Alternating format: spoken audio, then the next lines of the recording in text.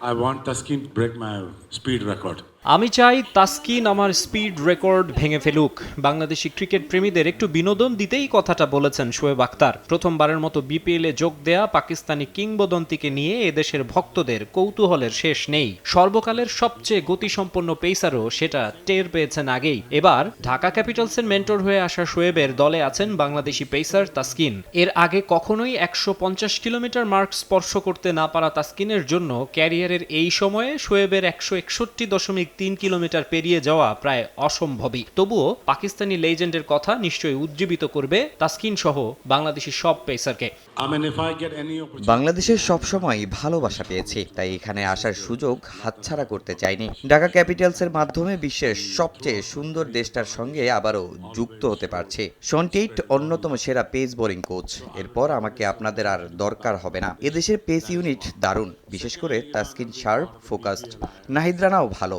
পর্যাপ্ত ট্রেনিং করতে হবে। গেমটাকে নিয়ন্ত্রণ করতে অ্যাটিটিউডটাই আসল, সেটা মাঠের খেলায় প্রভাব রাখবে। নিজের সময়ে শোয়েব আখতার ছিলেন ব্যাটারদের জম। সচিন, লারা, গাঙ্গুলির মতো বাঘা বাঘা ব্যাটারদের রীতিমতো কাঁপিয়ে দিয়েছিলেন তিনি। গতি, বাউন্সার, ইয়র্কার, আগ্রাসী মনোভাব সব মিলিয়ে ফাস্ট বোলিংকে ভিন্ন এক মাত্রা দিয়েছিলেন। এখনও খেলোয়াড়ি ক্যারিয়ারের সেসব স্মৃতি রোমন্থন করেন শোয়েব। ফাস্ট বোলারদের বলবো, প্রতিটা মুহূর্ত উপভোগ করো। লম্বা চুল, চওড়া কাঁধ, গোপ, লম্বা রান আপ, তারা তো এমনই হবে। লক্ষ্য হওয়া উচিত উইকেট নেয়া, কাউকে আঘাত করা নয়। আমার দৃষ্টিতে সর্বকালের সেরা ক্রিকেটার হচ্ছে শেন ওয়ার্ন, ওয়াসিম আকরাম আর সচিন টেন্ডুলকার। ওই সময় আমি অনেক আগ্রাসী ছিলাম। আমার ফেভারিট ডেলিভারি ছিল কলকাতায় সচিনকে প্রথম বলে আউট করা, দ্বিতীয়টা ছিল ব্রায়ান লারার কাঁধে হিট করা, আর তৃতীয়টা গ্যারি কার্স্টেনের বুকে হিট করা। না, এটা মজা করে বললাম। আসলে সেরা ৩ ডেলিভারি হচ্ছে সচিনেরটা। এরপর ২০০২-এ গিলক্রিস্টকে কলম্বোতে ইয়র্কারে আউট করা। আরেকটা হচ্ছে ক্যারিয়ারের তৃতীয় বা চতুর্থ টেস্টে ক্যালিসকে অনেক স্পিডে একটা ডেলিভারিতে আউট করা। খেলাটাকে ইন্টারেস্টিং করতে বাউন্সার কিংবা বডি কন্ট্যাক্টের ক্ষেত্রে কিছু নিয়ম কানুনের ব্যাপারে আইসিসিকে নমনীয় হওয়ারও অনুরোধ করেন শোয়েব। এই প্রজন্ম টি-20 যুগের, তারা ট্রাভেল করে, খেলে, আবার পরের দিন মাঠে নামে। এভাবে তো ফাস্টেস্ট ডেলিভারি করা সম্ভব না। তবে তাদের মধ্যে ওই আগ্রাসী মনোভাবও আমি দেখি না। আইন কানুনও সবাইকে সীমাবদ্ধ করে রাখে, কাউকে লাঞ্ছিত করার জন্য নয়, কিন্তু চার্ম ধরে রাখতে একটু বডি কন্ট্যাক্ট থাকতে পারে। আইসিসিকে অনুরোধ করব নতুন করে ভাবতে। ওভারে ৩-৪টা বাউন্সার অ্যালাউ করতে বলবো। স্কোরবোর্ডে টোটাল কম হবে, এক্সাইটমেন্টও ফিরবে।